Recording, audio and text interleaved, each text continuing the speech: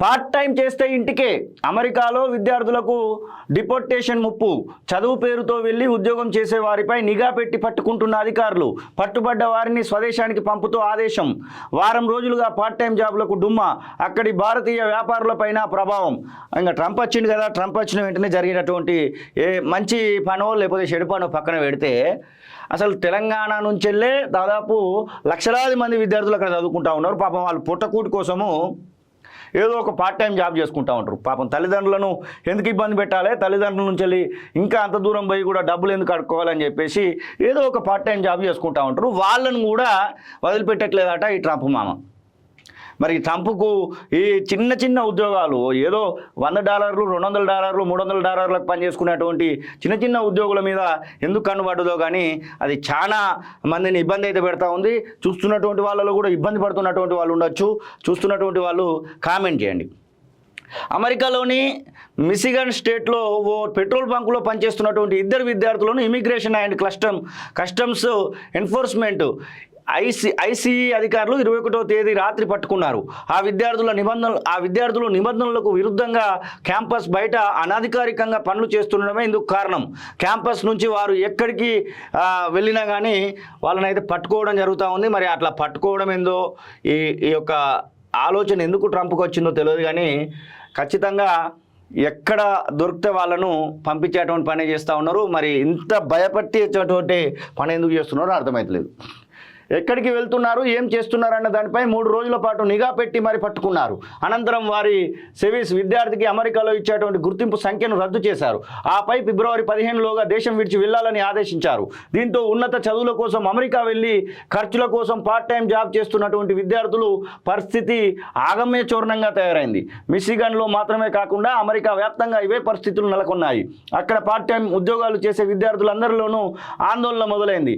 అంతేకాదు వీరితో పనిచేయించుకుంటున్న భారత్కు చెందిన వ్యాపారవేత్తలు పరిస్థితి కూడా ఇబ్బందికరంగా మారింది. అమెరికా అధ్యక్షుడిగా డొనాల్డ్ ట్రంప్ తిరిగి ఎన్నికయ్యాక తీసుకుంటున్న నిర్ణయాలే ఇందుకు కారణం. ట్రంప్ బాధ్యతలు చేపట్టగానే అక్రమ వలసదారులపై కఠినంగా వ్యవహరించాలని నిర్ణయించారు. ఇది అమెరికాలో అధిక సంఖ్యలో ఉన్న భారతీయుల్లో తెలుగు రాష్ట్రాలకు చెందిన వారిలో గుబులు రేపుతోంది. ముఖ్యంగా ఉన్నత చదువుల కోసం F1 వీసాపై అక్కడ ఉంటూ నిబంధనలకు విరుద్ధంగా పార్ట్ టైం ఉద్యోగాలు చేసుకుంటున్న వారు మాస్టర్స్ పూర్తయి ఓపీటీ సమయంలో వారందరూ కూడా ఇబ్బందులు అయితే పడుతూ ఉన్నారు. F1 వీసాదారులో గుబులే ఉన్నది. అలాగే అక్కడ ఎవరైతే వ్యాపారవేత్తలుగా ఉన్నారో వారికి కూడా ఉద్యోగులు దొరకకపోవడం అనేది దాదాపుగా 25 నుంచి 30 వేల మంది ఉన్నత చదువుల కోసం తెలంగాణ రాష్ట్రము అలాగే ఈ ఉమ్మడి ఆంధ్రప్రదేశ్ అప్పుడు ఉన్నటువంటి ఆంధ్రప్రదేశ్ తెలంగాణ 2 రాష్ట్రాల నుంచి వెళ్ళిపోయేటువంటి వాళ్ళే 25,000 నుంచి 30,000 మంది ఉంటారట. ఇప్పటికీ అక్కడికి పోయి స్థిరపడ్డటువంటి వాళ్ళు 3 లక్షల పైనే ఉండొచ్చు. మొత్తం మీద వారందరికీ కూడా ఇబ్బంది అయితే నెలకొన్నది. అసలు అక్కడ ఉన్నటువంటి వాళ్ళు ఏం చెప్తున్నారంటే ఇప్పుడు అమెరికా ఇండియా ఒకటే. ఎన్నో ఆశలతో అమెరికాలో అడుగుపెట్టిన వారికి తాజా పరిణామాలు తీవ్ర ఆందోళన కలిగిస్తున్నాయి. అనేక మంది నిపుణులు ఇక్కడికి వచ్చి అమెరికా ఆర్థిక వ్యవస్థను మరింత బలోపేతం చేస్తున్నారు. కానీ ట్రంప్ ప్రభుత్వం తీరుతో భవిష్యత్తుపై అనిశ్చితి నెలకొంది. జన్మతః పౌరసత్వం రద్దుతో ఇప్పటికే అనేక మంది తీవ్ర నిరాశతో ఉన్నారు. ఇప్పుడు అమెరికాలో ఉన్న భారత్లో ఉన్న ఒకటే అనిపిస్తోంది. అనేక మంది స్వదేశానికి తిరిగి వచ్చేస్తారు. భారత్లోనూ అవకాశాలు పెరిగినందున స్వదేశంలో ఉండేందుకే ప్రాధాన్యం ఇస్తారు. భారత్కు సంబంధించి ఇది మంచి పరిణామమే అంటూ అశోక్ బాబు కొల్లా మాజీ కోశాధికారి తానా నుంచి. ఇక పౌరసత్వం మరింత కష్టం అంటున్నారు తోటకూర ప్రసాద్, అధ్యక్షులు ఇండియన్ అమెరికన్ ఫ్రెండ్షిప్ కౌన్సిల్ నుంచి వెళ్ళి అమెరికా వెళ్ళిన ప్రతి ఒక్కరూ గ్రీన్ కార్డు కోసం కలలు కంటారు.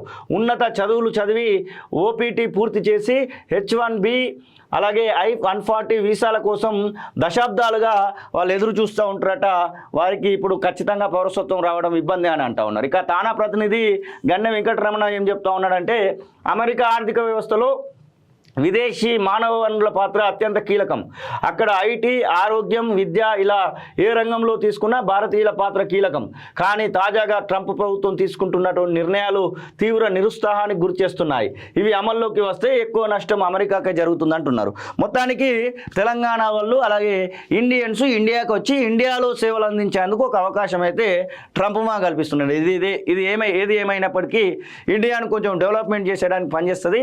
సేమ్ టైము కొంచెం భారత ప్రభుత్వం కూడా వారిపైన ఎలాంటి కేసులు కాకుండా వారిపైన అక్కడ ఉన్నటువంటి భారతీయులపైన అలాగే తెలుగు రాష్ట్రాల్లో ఉన్నటువంటి తెలుగు రాష్ట్రాల నుంచి అక్కడికి వెళ్ళినటువంటి వారిపైన ఎలాంటి ఇబ్బందులు కలగకుండా చూసుకోవాల్సినటువంటి బాధ్యత మాత్రము ఇటు తెలుగు రాష్ట్రాలకు అలాగే ప్రధానమంత్రి మోదీకి తెలంగాణ అలాగే భారత ప్రభుత్వానికి అయితే ఖచ్చితంగా ఉంది. మరి ఆ విషయంలో చొరవ తీసుకోవాల్సినటువంటి అవసరం అయితే ఉంది.